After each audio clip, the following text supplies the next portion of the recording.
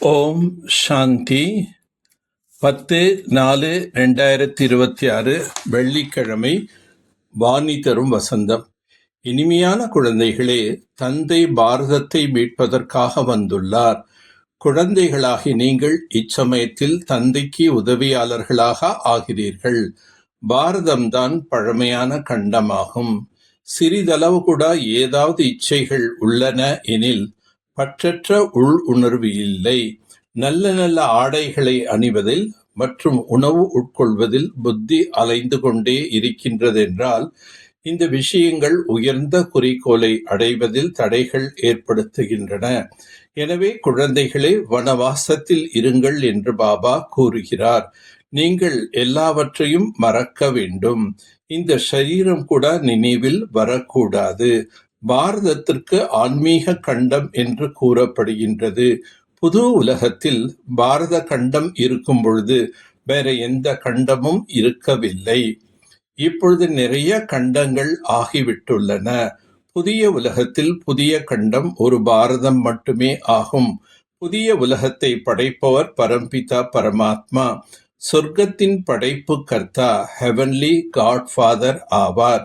பாரதம்தான் சொர்க்கமாக இருந்தது, இப்பொழுது இல்லை என்பது யாருடைய புத்தியிலும் வருவதில்லை. ஞானத்திற்கு பகல் என்றும் அஞ்ஞானத்திற்கு இரவு என்றும் கூறப்படுகின்றது. வெளிச்சம் என்றால் உயர்வு, இருள் என்றால் வீழ்ச்சி. வேறு எவரையும் பத்தீத்த பாவன் என்று கூற முடியாது. தந்தையோ அனைவருக்கும் ஒரே ஒருவர் ஆவார். ஸ்ரீ கிருஷ்ணர் அனைவருக்கும் தந்தை கிடையாது. அவரை ஒரு பொழுதும் யாருமே வேர்ல்டு காட் ஃபாதர் என்று கூற முடியாது.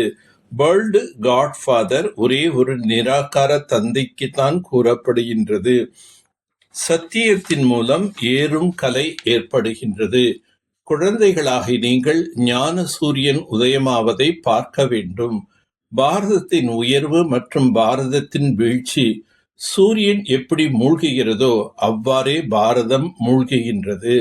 சேவை செய்யக்கூடிய குழந்தைகள் நாள் முழுவதும் ஓடி ஆடிக்கொண்டே இருக்கின்றனர். அவர்கள் சேவை செய்யாமல் அவர்களால் இருக்கவே முடியாது.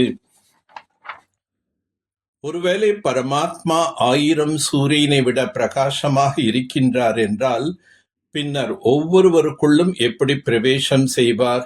எவ்வளவு தவறான விஷயங்கள் ஆகும். ஞானத்தின் யுக்திகளை பாபா புரிய வைக்கின்றார். ஆனால் தாரணை வரிசை கிரமமாக ஆகின்றது. ஒவ்வொருவருடைய பாட்டும் தனித்தனியாக உள்ளது. ஒருவரை போல் மற்றவர் இருப்பதில்லை. இது அனாதி நாடகம் ஆகும். ஆகவே மீண்டும் திரும்பி நடைபெறும். விஷ்ணுவை பிதா என்று யாரும் கூற மாட்டார்கள். புத்தி மூலமாக எல்லையில்லாத சந்நியாசம் செய்ய வேண்டும். இப்பொழுது வீடு திரும்புவதற்கான சமயமாகும். எனவே பழைய உலகம் மற்றும் பழைய சரீரத்தின் மீது பற்று இல்லாதவராக இருக்க வேண்டும். நாடகத்தின் ஒவ்வொரு காட்சியும் பார்த்தபடியே எப்பொழுதும் மகிழ்ச்சியுடன் இருக்க வேண்டும். பாப் தாதாவை தனது துணைவனாக நினைத்து இரட்டை தூண்டுதலுடன் காரியம் செய்யக்கூடிய சகஜ யோகி ஆகுக.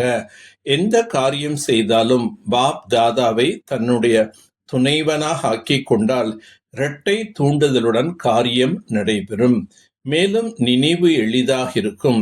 ஏனெனில் யார் சதா கூடவே இருக்கின்றார்களோ அவர்களது நினைவு தானாகவே இருந்து கொண்டிருக்கும். இப்படிப்பட்ட துணைவன் இருப்பதினால் அல்லது புத்தியின் மூலம் நிரந்தரமாக சத்தியத்துடன் தொடர்பு வைப்பதால் சகஜ யோகி ஆகிவிடுவீர்கள். மேலும் சக்திசாலியான தொடர்பின் காரணத்தினால் ஒவ்வொரு காரியத்திலும் உங்களுக்கு இரட்டை தூண்டுதல் கிடைக்கும். அதன் மூலம் ஒவ்வொரு காரியத்திலும் வெற்றியின் அனுபவம் ஏற்படும். மாயாவின் பிரபாவம் துளியளவும் பிரவேசிக்க விடாமல் இருப்பவர்கள்தான் மகாரதி ஆவார்கள். இனிமைதான் பிராமண வாழ்க்கையின் மகான் நிலையாகும். எங்கு இனிமை இருக்கின்றதோ அங்கு தூய்மை இருக்கும். தூய்மையின்றி இனிமை வர முடியாது. எந்த அளவுக்கு புத்தியில் போதை இருக்கின்றதோ அந்த அளவுக்குத்தான் செயலில் பணிவு மற்றும் வார்த்தைகளில் இனிமை இருக்கும். இவ்வாறு போதையில் இருப்பதன் மூலம் ஒருபோதும் நஷ்டம் ஏற்படாது. வெற்றி அடையக்கூடியவர் சுயம் பணிவானவர், பொறுப்பானவர், ஒவ்வொரு விஷயத்திலும் தன்னைத்தான் குணத்தை கிரகிக்கக்கூடியவர் மற்றும் இனிமையானவராக ஆக்கிக் கொள்வார். நல்லது. ஓம் சாந்தி, ஓம் சாந்தி, ஓம் சாந்தி.